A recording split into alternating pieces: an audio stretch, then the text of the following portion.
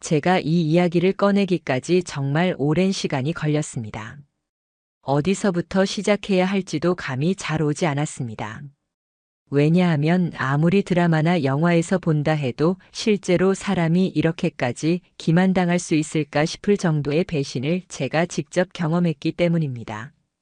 제 인생에서 가장 소중하다고 믿었던 사람이 가장 철저히 제 등을 돌린 순간을 살아냈다는 사실을 전해야 한다고 여러 번 생각했지만 그 고통을 다시 꺼내는 게 너무 힘들어서 오랜 시간 침묵했습니다. 제 아내는 그 누구보다 평범한 사람이었습니다. 조용하고 예의 바른 성격, 남 앞에서는 늘 화사한 미소를 짓고 저와 있을 땐 사소한 일에도 고마워하고 미안해하는 사람이었죠. 제가 퇴근이 늦으면 당신 좀 더 쉬어. 내가 알아서 챙길게라며 살림을 자청했고 생활비를 마련하느라 고생하는 저에게 당신만 믿고 있어라는 말을 서슴지 않았습니다. 결혼 6년 차 동안 자녀 없이 둘이서만 지냈지만 저는 그 시간이 크게 부족하지 않다고 생각했습니다. 서로를 의지하면서도 여유롭게 살고 있다고 믿었으니까요. 최소한 그 순간까지는 말입니다. 저는 유통업계에서 일해 일이 일찍 끝나지 않는 날이 많았습니다. 보통 퇴근이 밤 11시, 길면 새벽 2시를 넘어가기도 했습니다. 그런 저를 대신해 아내는 자연스럽게 집안일 대부분을 책임졌습니다. 그러다 어느 날 아내가 저녁의 시간을 활용하고 싶다며 피자집에서 파트타임 일을 해보겠다고 말했습니다. 평소 친분 있던 사장님이 일손이 부족해 부탁해서 돕기로 했다고 했습니다. 저는 처음엔 정말 고마웠습니다. 굳이 안 해도 되는데 싶은 마음도 있었지만 제가 고생하는 걸 보고 조금이라도 보탬이 되고 싶어 하는 거라 여겼습니다. 며칠 후부터 아내는 저녁마다 피자집에 나갔습니다. 매장 마무리는 늦어서 자정이 넘어야 끝났고 가끔은 새벽 3시쯤 들어왔습니다. 그럴 때마다 사장님 대신 마감 정리하다 왔다거나 새벽에 물건 들어와서 정리 좀 도와줬다는 식으로 말했죠. 저는 속으로 조금은 이상하다 생각했습니다. 피자집 하나가 도대체 새벽 3시까지 정리를 해야 하나 의문도 들었지만 굳이 꼬치꼬치 묻지는 않았습니다. 괜한 의심은 오히려 상처가 될 거라고 믿었으니까요. 시간이 흘러 3달 정도가 지났을 무렵 저는 이상한 기운을 느끼기 시작했습니다. 아내의 말투가 조금씩 달라졌습니다. 예전에는 고맙다 미안하다를 입에 달고 살던 사람이었는데 어느 순간부터 이런 말을 하더군요.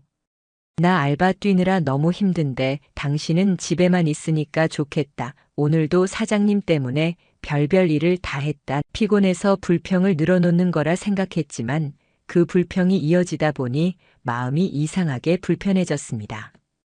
게다가 그 불평 속에 다른 이름보다도 사장님이 자주 등장했습니다. 저를 찌르는 듯 했던 건 어느 날 갈 길을 건너다 우연히 본 장면이었습니다. 피자집 근처에서 아내가 창고 옆 벽에 기대 누군가와 즐겁게 웃으며 통화하고 있었습니다. 멀리서 본 거라 얼굴은 정확히 확인하지 못했지만 분명히 혼자가 아니었습니다. 제가 너무 지쳐 있었기에 그 자리에서 다가가지 못했고 그냥 집으로 올라와 버렸습니다. 그런데 이상하게도 아내는 30분이나 지나서야 집에 들어왔습니다. 아무 일 없었다는 듯 집안에 들어와 평소처럼 씻고 누웠지만 그날 저는 도무지 눈을 감을 수 없었습니다. 그 후로 작은 단서들이 하나둘 느낌표처럼 드러났습니다. 빨래를 정리하다 발견한 낯선 남자의 티셔츠, 제 사이즈보다 훨씬 컸고 전혀 본 적 없는 옷이었습니다. 제가 물었을 때 아내는 배달하는 대학생 알바가 두고 간 거라 했습니다. 하지만 3주가 지나도 그 옷은 집에 남아 있었고 어느 날은 아내가 그 옷을 잠옷처럼 입고 자는 걸 보고 말았습니다. 의심이 목끝까지 차올랐지만 저는 또다시 애써 넘겼습니다. 괜히 의심의 싸움이 될까 두려웠기 때문입니다. 지금 돌이켜보면 그게 제 가장 큰 실수였습니다. 결정적인 장면은 비 오는 새벽에 찾아왔습니다. 세찬 빗줄기 사이 아내는 언제나 그랬듯 가게 잠깐 다녀올게 하고 우산도 쓰지 않은 채 나섰습니다. 그 순간 저는 더는 참을 수 없었습니다. 무언가를 확인해야만 한다고 생각했습니다. 저는 조용히 후드를 눌러쓰고 아내 뒤를 밟았습니다. 멀지 않은 가게까지 따라가 보니 아내는 매장 정문이 아닌 뒷골목으로 향했습니다. 그리고 아무렇지 않게 창고 문을 밀고 들어갔습니다. 저는 창고 근처 벽에 몸을 숨긴 채 귀를 기울였습니다. 처음에는 탑처럼 쌓인 박스를 움직이는 듯한 소리뿐이었습니다. 그런데 이내 들려오는 건 창고에서는 듣기 힘든 이상한 소리들이었습니다. 웃음소리, 농담 같은 목소리, 그리고 제 귓가를 얼어붙게 만드는 기묘한 기척. 저는 온몸이 굳어버린 듯 움직이지 못했습니다. 눈앞이 아득해지며 도망치듯 돌아섰습니다. 이성을 가까스로 붙잡고 휴대폰 녹음을 켠 채 그 자리를 빠져나왔습니다. 빗물이 흐르는데도 눈앞이 뿌옇게 번져버리고 가슴은 쥐어뜯기는 듯 아팠습니다. 그날 저의 마음은 철저히 무너졌습니다. 사랑한다고 함께 꿈꾸자던 그 사람이 그곳에서 무엇을 하고 있었는지를 이제 제 귀로 직접 듣고 말았으니까요. 그날 이후 저는 단 한숨도 자지 못했습니다. 그때까지 아내와 함께 꾸었던 미래, 함께 웃던 기억, 그 모든 게 허공에 날아가 버리고 진창 속에 내던져진 것 같았습니다. 감정만 앞세우면 상대에게 증거를 지울 기회를 줄 수도 있다는 생각에 저는 오히려 차갑게 마음을 다잡아야 했습니다. 하나하나 기록하고 모으자, 이 모든 일을 제 힘으로 정리하자.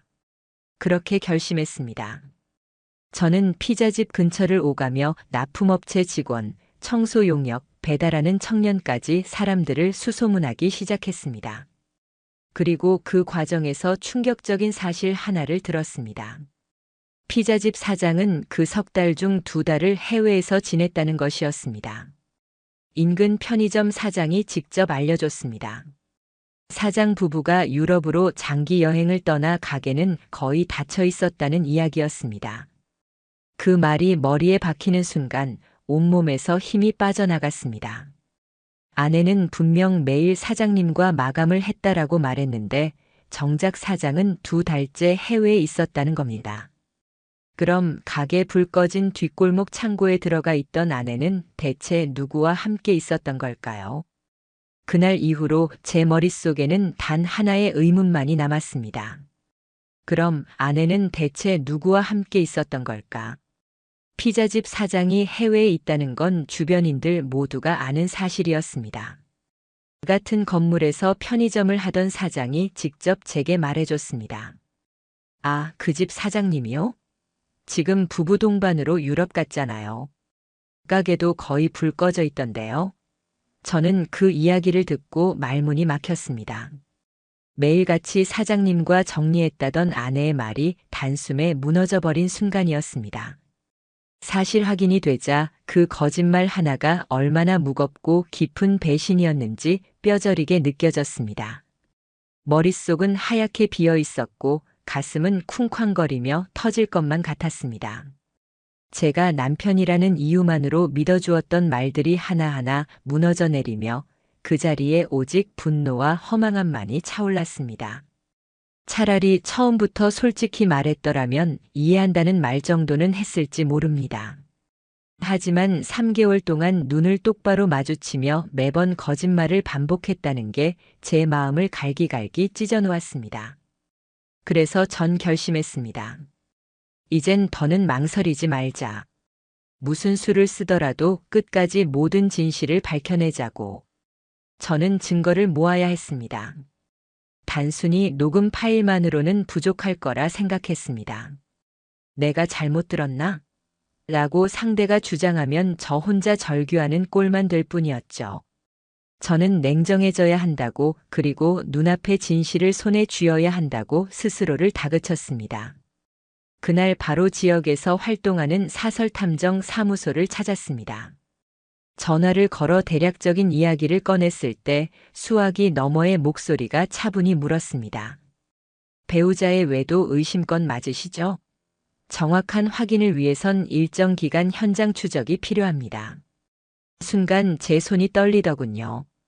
제 아내를 배우자 대신 의뢰인의 대상자라고 표현하는 것을 듣는 것만으로도 가슴이 철렁 내려앉았습니다. 하지만 이미 마음은 정해져 있었습니다. 전 계약했고 곧장 추적이 시작됐습니다. 그 일주일은 제 인생에서 가장 길었던 시간 중 하나였습니다. 출근해서도 퇴근해서도 밥을 먹으면서도 잠을 청하려 뒤척이면서도 한 생각만 휘몰아쳤습니다. 오늘 저 시간이면 지금쯤 창고에 들어갔을까? 오늘은 누구랑 같이 있는 걸까? 생각이 꼬리를 물고 이어졌습니다. 그러다 어느 순간 허탈하게 웃음이 새어나왔습니다.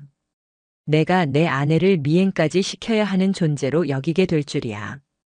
이 굴욕적인 심정을 뭐라고 설명할 수 있을까요? 드디어 일주일이 지났습니다. 저는 탐정사무소에 불려가 조그만 회의실에 앉았습니다. 조사원이 서류 봉투 하나와 몇 장의 사진을 꺼내 제 앞에 놓았습니다. 저는 두 손을 맞잡은 채 심장이 떨어지는 소리를 들으면서도 억지로 떨리는 시선을 사진으로 옮겼습니다. 그리고 그 순간 제 세계는 완전히 무너져 내렸습니다. 사진 속에는 제가 매일같이 곧잘 떠올리던 장면이 고스란히 담여 있었습니다. 제 아내가 어떤 젊은 남자와 함께 피자집 뒷골목을 돌아 창고로 들어가는 모습. 심지어 그 남자는 창고 문을 닫으면서 아내의 허리를 감싸고 있었습니다. 아내의 얼굴은 확실히 웃고 있었습니다. 제가 6해를 함께하며 단 한 번도 본 적 없는 그렇게까지 환하게 웃는 얼굴이었습니다. 그 남자는 피자집에서 배달을 맡던 알바생이었습니다. 대강 20 중반쯤 되어 보이는 청년. 제 아내는 평소 그를 언급할 때마다 어리기도 하고 괜히 불편하다고 했습니다. 하지만 사진 속에서 두 사람은 마치 오래된 연인처럼 자연스러웠습니다. 그 다음 사진에서 제 심장이 얼어붙었습니다. 창고에서 나온 아내는 제게 보이지 않던 표정으로 웃고 있었습니다. 그리고 그 남자의 상의를 입고 있었습니다. 머리도 대충 질끈 묶였고 팔짱을 낀 채 자신의 소유물처럼 다정스레 그의 몸에 기대 있었습니다. 그 장면을 본 순간 해묵은 의문이 하나에 닿았습니다. 며칠 전 제 빨래에서 발견된 낯선 티셔츠, 아내가 잠옷처럼 입고 자던 그 옷. 바로 그 알바생의 것이었습니다. 손이 덜덜 떨렸습니다. 사진을 보는 순간 눈물이 왈칵 나올 줄 알았는데 오히려 아무 소리도 나오지 않았습니다.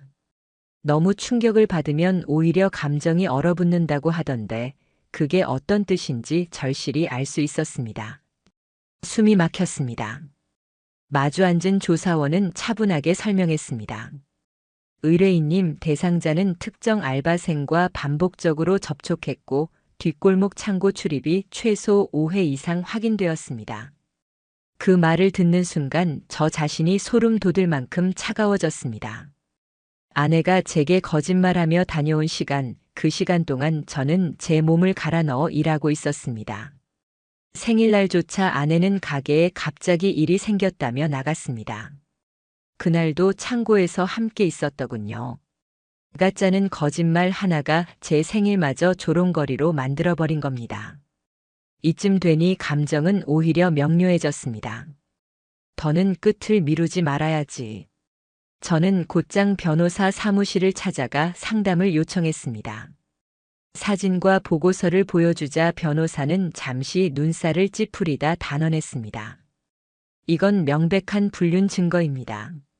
상간남 소송 가능성 100%입니다. 그 말이 제게 준 건 위로가 아닌 쓰라린 확증이었습니다.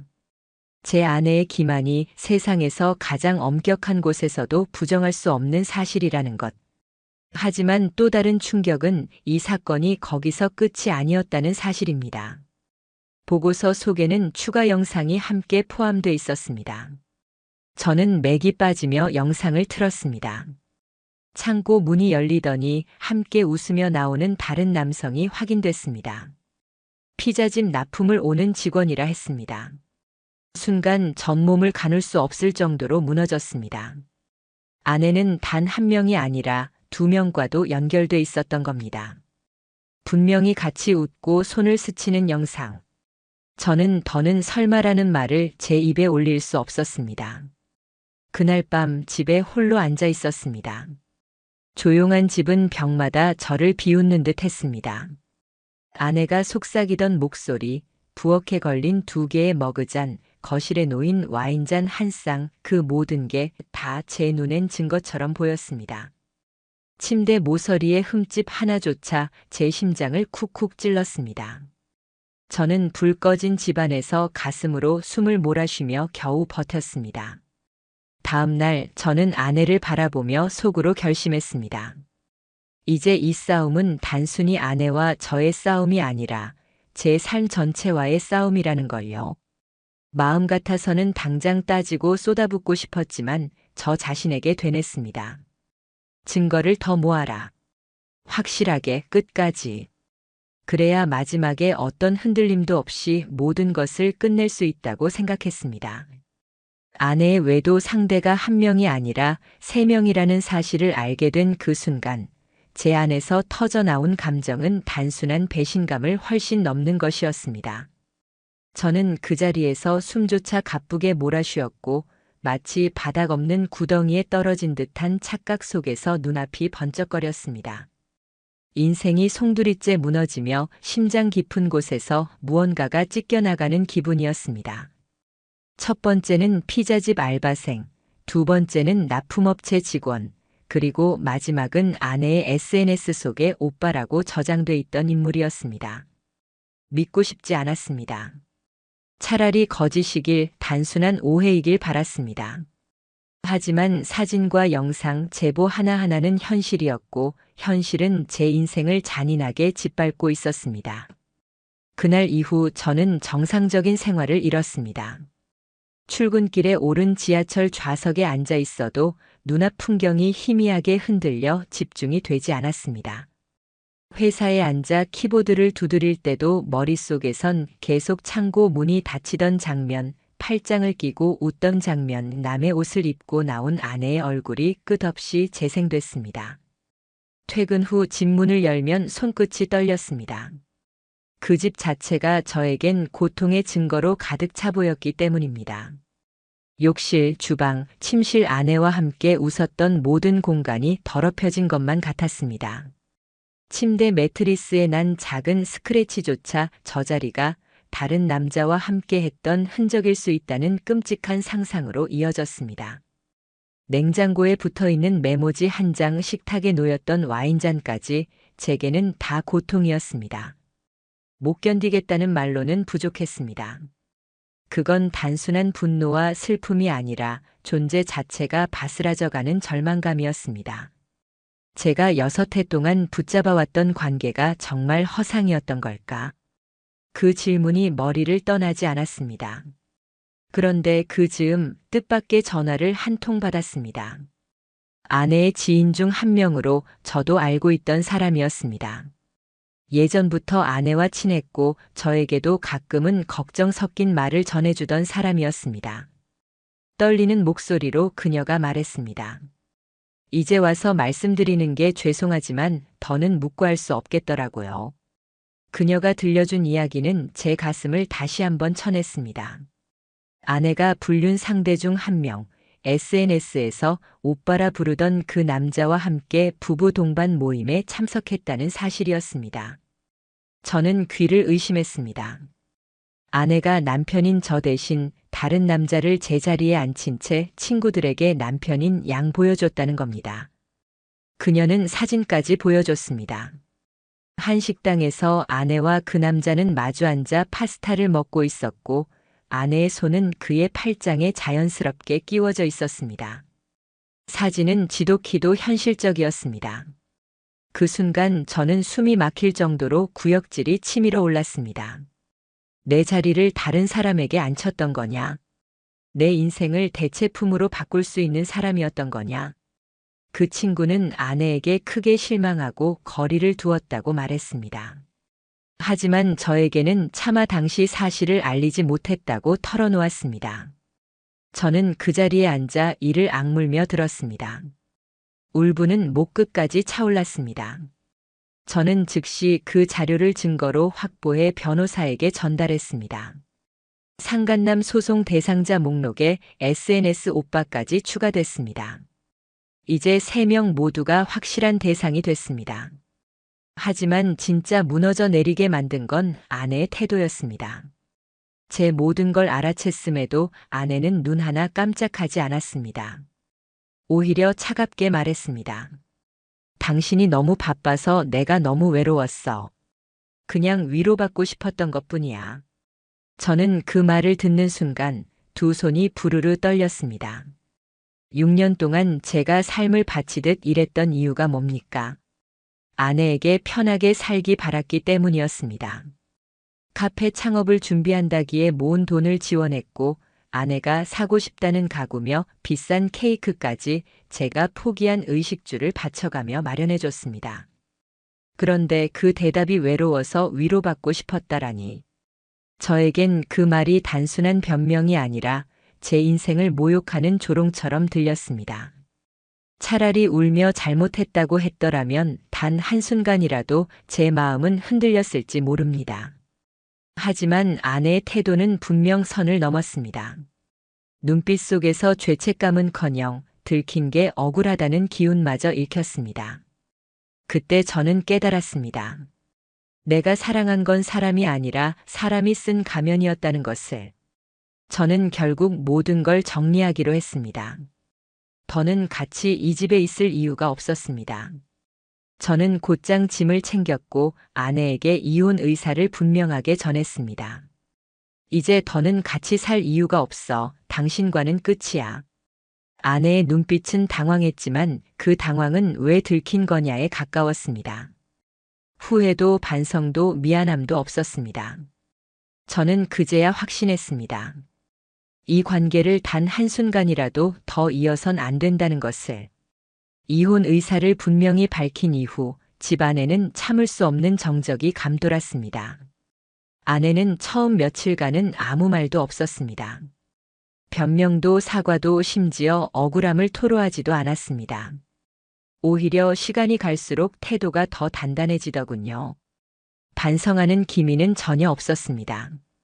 그러다 어느 날 마주 앉은 자리에서 아내가 불쑥 입을 열었습니다. 정리 잘하자. 더럽게 엮이고 싶지는 않으니까. 그 말을 듣는 순간 저는 귀를 의심했습니다. 더럽게 엮이고 싶지 않다니요? 그 말은 제가 해야 할 줄 알았습니다. 저는 6해 동안 아내를 위해 일했고 그녀가 하고 싶다는 일을 위해 적금을 깨고 제 시간과 건강을 내어주며 살아왔습니다. 그런데 정작 모든 걸 망가뜨린 아내가 더럽게 엮이고 싶지 않다는 말을 내뱉다니. 그 뻔뻔함에 저는 인간으로서의 체면마저 철저히 짓밟히는 기분이었습니다. 그날 이후 저는 마음을 굳혔습니다.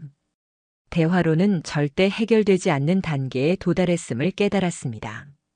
저는 곧바로 변호사에게 연락해 정식 이혼 소송을 준비해달라 요청했고 이미 진행 중이던 상간남 소송 3건과 함께 병행하기로 했습니다. 이제부터는 법의 힘으로 증거로 그리고 현실의 결과로 끝을 보리라 마음먹었습니다. 그런데 이 사건은 여기서 끝나지 않았습니다. 세상 일은 예상치 못한 방향으로 흘러가기 마련입니다. 주변 사람들이 하나둘 이 사건을 중심으로 얽히기 시작했습니다. 가장 먼저 제게 손을 뻗은 건 피자집 알바생의 여자친구였습니다. 그녀는 SNS를 통해 직접 저에게 메시지를 보냈습니다. 짧은 대화 끝에 그녀도 피해자라는 사실이 드러났습니다. 그녀는 울먹이며 털어놓았습니다. 전 전혀 몰랐어요. 그 사람이 항상 야간 알바는 혼자 한다고 거짓말했거든요. 그래서 매번 새벽 3, 4시쯤이면 연락이 두절됐어요. 이상해서 직접 피자집 찾아간 적도 있었는데 그날 이후로 자주 싸웠어요. 근데 그 이유가 이제야 보이네요. 저는 순간 너무도 복잡한 감정을 느꼈습니다. 저와 전혀 다른 위치의 사람이었지만 같은 고통을 받고 있다는 사실이 이상하게 위로처럼 다가왔습니다. 저는 그녀에게 말했습니다. 우리 둘 다 속은 거예요. 이건 절대 그냥 넘어가면 안 됩니다. 끝까지 갑시다. 그녀는 담담히 고개를 끄덕이며 그 알바생과 이별을 결심했다고 했습니다. 그리고 며칠 뒤 또 다른 연락이 왔습니다. 이번엔 납품업체 직원의 부인이었습니다. 남편이 새벽마다 납품을 나간다고 속이고 제 아내를 만나러 갔던 사실을 CCTV로 확인했다는 겁니다. 그녀의 목소리는 이미 무너져 있었습니다. 새 아이의 어머니였던 그녀는 떨리는 손으로 전화를 붙든 채 제게 이렇게 말했습니다. 정말 제가 이걸 어떻게 해야 할까요? 새 아이 아빠인데.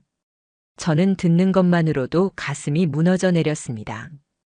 이 사건이 단지 제 가정의 문제가 아니라 다른 가정까지도 송두리째 파괴하고 있다는 사실을 인정할 수밖에 없었습니다.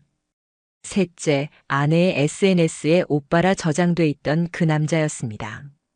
그는 처음에는 연락을 피하다가 결국 변호사 사무실로 직접 찾아와 해명하겠다며 모습을 드러냈습니다. 대면한 자리에서 그는 믿기지 않는 이야기를 털어놨습니다. 아내가 유부녀라는 사실조차 몰랐다는 겁니다. 오히려 아내가 끊임없이 이혼 준비 중이에요. 남편이랑 따로 살아요라고 거짓말을 했으며 심지어 가짜 전세 계약서까지 위조해 보여줬다고 했습니다.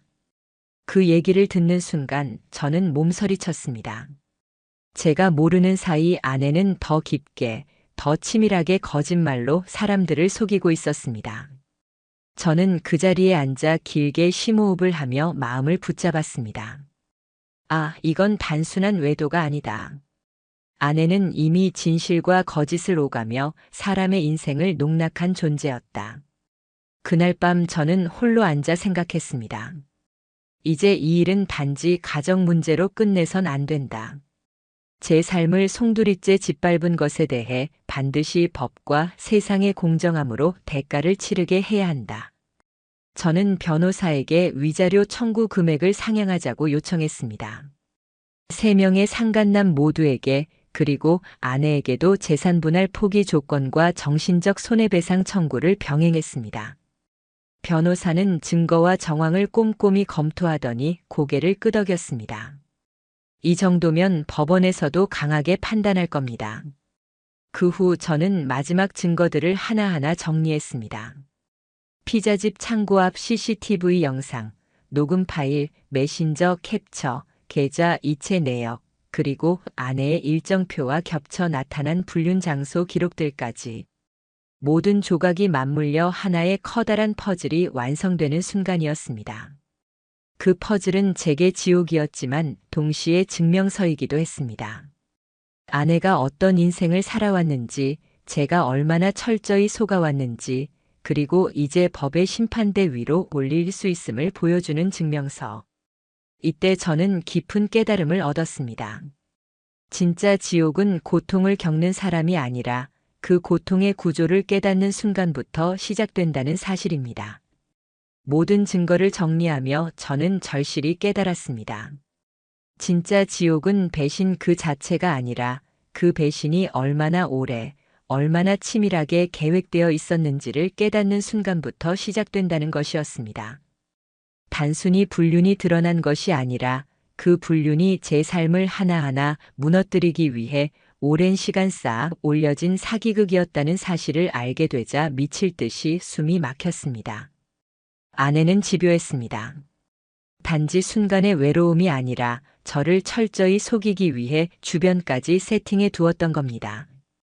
피자집 알바라는 핑계, 창고라는 비밀스러운 공간, 그 모든 것이 우연이 아니라 계획된 장치였습니다. 생각해보니 더 소름 끼쳤던 건 제가 아내의 카페 창업을 돕겠다며 보탰던 자금 중 일부가 바로 그 창고를 개조하는 데 쓰였다는 점이었습니다. 제가 희망을 담아 도왔던 돈이 결국엔 배신의 은신처를 만드는 데 쓰였다는 걸 알았을 때 저는 진짜로 쓰러질 뻔했습니다.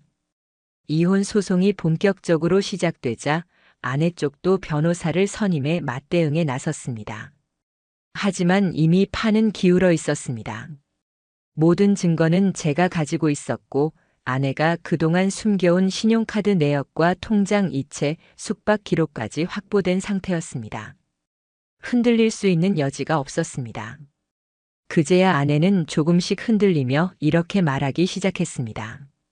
내가 너무 경솔했어. 그냥 외로워서 잠깐 실수한 거였어. 그 말이 제 귀에 닿는 순간 제 속에서 격한 웃음이 터져 나오려 했습니다. 실수라니. 한두 번의 만남으로 끝난 게 아니라 무려 3명의 남자와 동시에 관계를 유지하면서 증거를 은폐하기 위해 가짜 서류까지 준비했던 사람이었습니다. 그건 실수가 아니라 철저한 기만이었습니다. 저는 차갑게 대답했습니다. 그동안 연기 참 잘했어.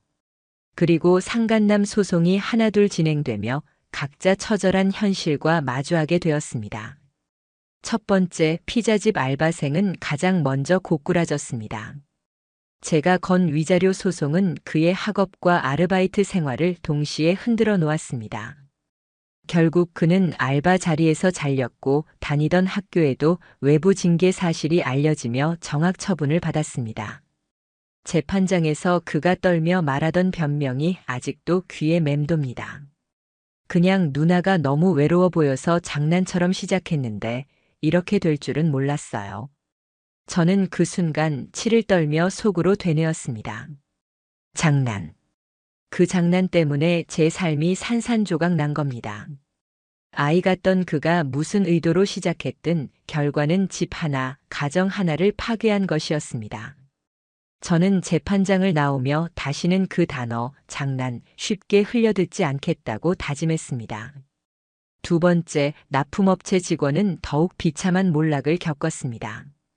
그의 부인이 강경하게 이혼과 양육권을 청구하면서 세 아이는 모두 어머니 곁으로 갔습니다. 재산 분할 과정에서 거의 모든 명의가 바뀌었고 직장마저 잃었습니다. 기존 납품 계약처가 사건의 여파를 알게 되자 전부 계약을 끊어버렸기 때문입니다. 그는 소송 과정에서 저에게 편지를 보내 사과하고 싶다 했지만 저는 단 한 줄도 읽지 않았습니다. 이미 늦었으니까요. 새 아이의 아버지라면 최소한 남의 가정을 무너뜨릴 권리는 없었습니다. 세 번째, 아내가 오빠라 부르던 SNS 속 남자는 조금 달랐습니다. 그는 비교적 빨리 사실을 인정했고 재판에서도 책임을 회피하지 않았습니다. 위자료 액수는 동일하게 책정됐지만 그는 마지막까지 고개를 숙이고 말했습니다. 속은 거라 해도 상처를 준 건 맞으니 어떤 판결이든 받아들이겠습니다. 그의 태도에서만큼은 저는 묘한 씁쓸함을 느꼈습니다. 속은 피해자이면서도 가해자가 된 그의 자리에 잠시나마 제 분노의 무게가 덜어지는 듯 보였습니다. 하지만 그렇다고 용서할 수 있는 건 아니었습니다. 그의 진심이 결과를 바꿀 수는 없었기에 저는 차갑게 판결을 그대로 받아들이게 했습니다. 마침내 법원의 판결이 내려졌습니다. 아내와의 이혼이 확정되었고 재산 분할은 전부 포기하는 조건으로 합의되었습니다. 상간남 3명 모두에게 각각 1,000만 원 이상의 위자료 지급 판결이 확정되었습니다. 그 순간 저는 오래도록 붙잡고 있던 쇠사슬 같은 굴레가 끊어져 나가는 듯한 해방감을 느꼈습니다. 드디어 끝났다는 안도. 하지만 동시에 제 가슴을 파고든 건 씁쓸함이었습니다.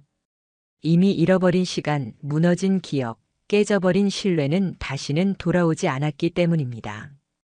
법은 판결을 내렸고 그들의 현실은 무너졌습니다. 피자집 알바생은 학교에서, 납품 직원은 직장에서, SNS 남자는 사회적 체면에서 모두 추락했습니다. 아내는 재산도 관계도 사람들 사이의 신뢰도 모두 잃었습니다. 그러나 저는 압니다. 진짜 가장 처절하게 무너진 사람은 결국 아내였다는 것을. 하지만 제겐 또렷한 다짐이 하나 남았습니다. 내 인생의 잔해 위에서라도 다시 일어서겠다. 그리고 결코 다시는 누구에게도 내 삶을 이렇게 유린당하게 두지 않겠다.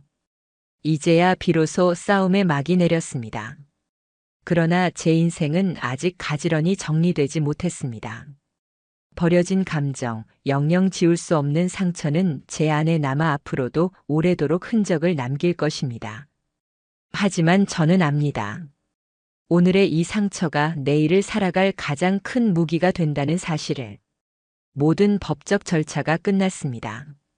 법원에서 내려진 최종 판결문 위에 제 이름 석자가 또렷이 찍혀 있었고 그 옆에 이혼 확정 도장이 붉게 찍히는 순간 제 손은 미세하게 떨렸습니다. 눈물이 나올 줄 알았는데 나오지 않았습니다. 황망함도 분노도 심지어 안도감도 한꺼번에 소멸해버린 듯 했습니다. 그저 텅 빈 허무함만 밀려왔습니다. 제가 믿었던 사람, 같은 음식 앞에 앉아 식사를 나누던 사람, 같은 침대에 나란히 눕던 사람이 이제는 단 한 장의 종이로 남이 돼버린다는 현실. 혼인신고서에 도장을 찍던 날, 우리는 두 손을 꼭 잡으며 이제 잘 살아보자고 했는데, 6해가 지나 도장을 찍은 날에는 다시는 잡고 싶지 않은 손, 다시는 마주하고 싶지 않은 얼굴이 돼 있었습니다. 아내는 이혼 확정 후 집을 떠났습니다. 이삿짐을 챙겨나가는 그 순간까지도 미안했다 한마디는 끝내 하지 않았습니다. 제가 마지막으로 본 아내의 모습은 현관문을 닫으며 비어있는 집 안을 외면하던 뒷모습뿐이었습니다. 그리고 문이 닫히는 소리, 그것이 제게 남은 마지막 기억이 돼버렸습니다. 아이러니하게도 그날 날씨는 몹시 좋았습니다.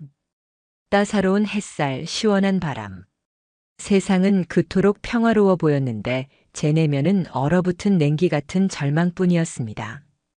햇살조차 저를 비웃는 것처럼 느껴졌습니다. 그 후로 저는 다시 하루하루를 살아가야만 했습니다. 퇴근 후 텅 빈 집으로 들어설 때 느껴지는 허무감은 이루 말할 수 없었습니다. 누군가 제 옆에 있다는 착각마저 사라지자 오히려 집 안 공기는 무겁게 가라앉았고 숨조차 팍팍해졌습니다. 일터에서도 아무 일 없는 듯 태어나려 노력했지만 제 손끝은 여전히 떨렸습니다. 몇 달이 그렇게 흘렀습니다. 처음엔 무기력으로, 그 다음엔 분노로, 그리고 차츰간 애써 단단해지려는 의지로 시간을 견뎠습니다. 저는 그동안 상간남들에게 판결된 위자료가 분할 납부로 진행될 수 있다는 이야기를 들었을 때 곧바로 단호하게 입장을 밝혔습니다. 한 푼도 늦추지 마십시오. 기한 안에 모두 완납하지 않으면 추가 소송에 들어갈 겁니다. 그 순간 제 인생을 그렇게 희롱했던 이들의 현실이 본격적으로 무너지기 시작했습니다. 첫 번째, 피자집 알바생은 학업을 사실상 이어갈 수 없게 됐습니다. 정학조치 이후 복학을 준비했지만 사건의 여파가 학교 내외부 커뮤니티를 통해 퍼지자 결국 자퇴를 선택했다고 들었습니다. 지역사회에서 작은 소문 하나는 빠르게 퍼집니다. 그는 다른 아르바이트 자리를 알아보려 했지만 이미 이름이 돌고 돌아 대부분 받아주지 않았다고 했습니다. 결국 그는 학업도 일도 연애도 모두 잃은 채 인근 도시로 이사 갔다는 소문이 돌았습니다. 과거 그를 믿었던 여자친구마저 연락을 끊고 번호를 바꿨다는 사실을 직접 들었을 때 저는 거짓말처럼 한숨이 나왔습니다. 두 번째, 납품업체 직원의 말로는 더 끔찍했습니다. 그는 결국 부인과의 소송에서 패소했습니다. 세 아이 모두 부인의 양육권 아래 들어갔고 재산 분할로 대부분의 명의가 넘어갔습니다. 안정적이던 납품업체와의 계약도 모두 해지되면서 결국 차량과 집까지 처분해야 했습니다. 지금은 작은 창고에서 일용직을 전전하며 살아간다는 이야기를 전해 들었을 때 저는 통쾌하다기보다는 허탈했습니다. 아이 넷 있는 아버지가 다른 사람의 가정을 깨면서 동시에 자기 가정까지 스스로 무너뜨린 겁니다. 세 번째, SNS에서 오빠라 불리던 그 남자는 조금 달랐습니다. 그는 초기부터 제 앞에서 책임을 인정했고 지금도 매달 위자료를 꼬박꼬박 보내고 있습니다. 매번 송금할 때마다 죄송합니다. 잊지 않겠습니다. 라는 짧은 메모를 함께 보냈습니다. 처음에는 그 글귀조차 제 분노를 자극했지만 시간이 흐르자 오히려 그의 태도가 다른 두 사람과 달리 조금은 다르다는 걸 받아들이게 됐습니다. 그러나 그렇다고 용서한 건 아닙니다. 진심이 있다고 해도 돌이킬 수 없는 상처는 사라지지 않으니까요. 저는 스스로 자문했습니다. 그래서 이 모든 결과가 내게 통쾌함을 주었나? 아니었습니다. 그저 씁쓸한 무너짐이 남았을 뿐입니다. 남들이 다 무너졌다고 해서 제가 잃은 6년의 시간과 무너진 신뢰가 복구되는 건 아니었습니다. 그리고 아이러니하게도 정작 가장 처절하게 무너진 사람은 제 아내였습니다.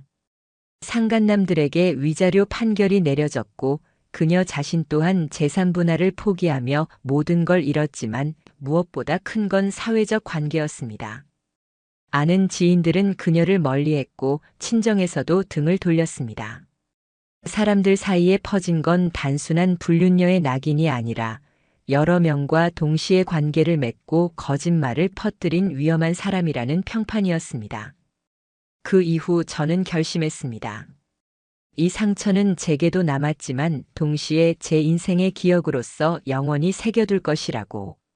다시는 이런 인간들에게 제 삶을 내어주지 않겠다고 겉보기에 평온한 가면 뒤에 숨어있는 거짓을 알아차리지 못한 스스로를 다그리며 살아가겠다고 다짐했습니다. 그날 이후 제 삶은 달라졌습니다. 완벽히 편안하다고는 할 수 없지만 최소한 지금은 제 선택과 제 시간으로만 하루가 채워지고 있습니다. 저는 더 이상 누군가의 거짓말에 기대어 평화를 꿈꾸지 않습니다.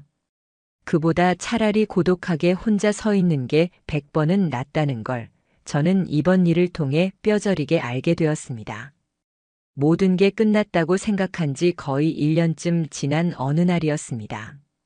평소처럼 무심히 하루를 흘려보내고 있는데 낯선 번호로 전화가 걸려왔습니다. 순간 가슴이 철렁 내려앉았습니다. 그 목소리를 듣는 순간 저는 바로 알았습니다. 아내였습니다. 그녀의 목소리에는 생기가 없었습니다. 단어마다 늘어지고 무언가에 짓눌린 듯 무거웠습니다. 할 말이 있어서 마지막으로. 저는 아무 대꾸도 하지 않았습니다. 그저 숨을 고르며 기다렸습니다. 그러자 아내는 혼잣말처럼 이어갔습니다. 그녀는 현재 친정에도 발을 붙이지 못하고 지인들과 연락도 모두 끊겼다고 했습니다. 이유는 간단했습니다. 그녀의 불륜 사실이 돌고 돌아 소문이 되었고 심지어 지인 단체방에까지 공유돼 버렸다는 것이었습니다. 가장 충격적이었던 건 아내의 고백이었습니다. 그토록 감정 없는 얼굴로 움직였던 아내가 사실은 피자집 알바생에게 진심으로 빠져 있었다는 말이었습니다. 그와 함께 살기를 꿈꿔 제가 모아놓은 적금을 일부 빼내어 그에게 건넸다고 했습니다. 하지만 소송이 시작되자 그 청년은 순식간에 잠적했고 돈도 돌려주지 않았다고 했습니다. 전화번호조차 차단당한 채 버림받았다고 했습니다. 결국 그녀가 남긴 건 빚, 원망, 외면뿐이었습니다. 아내는 흐느끼듯 말했습니다. 잘못했어. 진짜 모든 걸 다 망가뜨렸어. 이제야 알았어. 당신이 어떤 사람이었는지. 그리고는 잠시 침묵 끝에 터무니없는 한마디를 더했습니다. 혹시 다시 예전처럼은 안 될까? 저는 그 순간 허탈한 웃음이 터졌습니다. 어처구니 없는 황당해서 나오는 웃음이었습니다. 예전처럼이라니.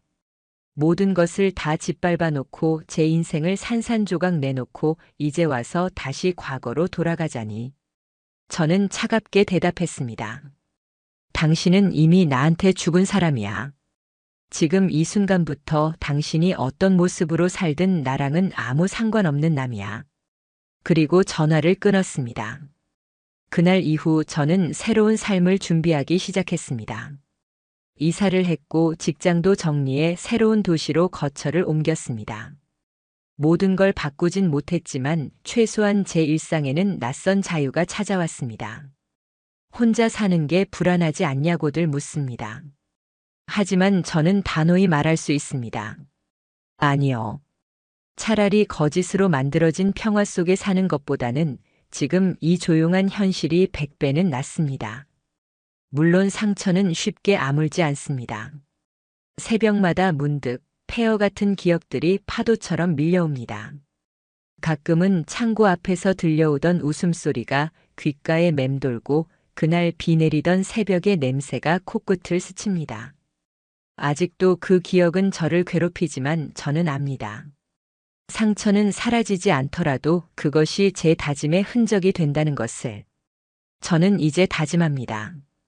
다시는 그런 인간들에게 제 인생을 내주지 않겠다고. 다시는 말 한마디 작은 거짓이라도 설마라며 넘겨두지 않겠다고. 그때 제가 했던 가장 큰 실수가 바로 그 설마였습니다. 그 설마가 결국 제 6년을 무너뜨렸습니다. 저는 이 영상을 보는 여러분께 한 가지만 말씀드리고 싶습니다. 사랑은 눈으로만 보는 게 아닙니다. 상대의 행동, 태도, 시간을 통해 진심을 확인해야 합니다. 그리고 단 하나라도 이상한 징후가 보인다면 그걸 절대 대수롭지 않게 넘어가선 안 됩니다. 그 작은 의심 하나가 당신의 인생을 지켜줄지도 모르니까요.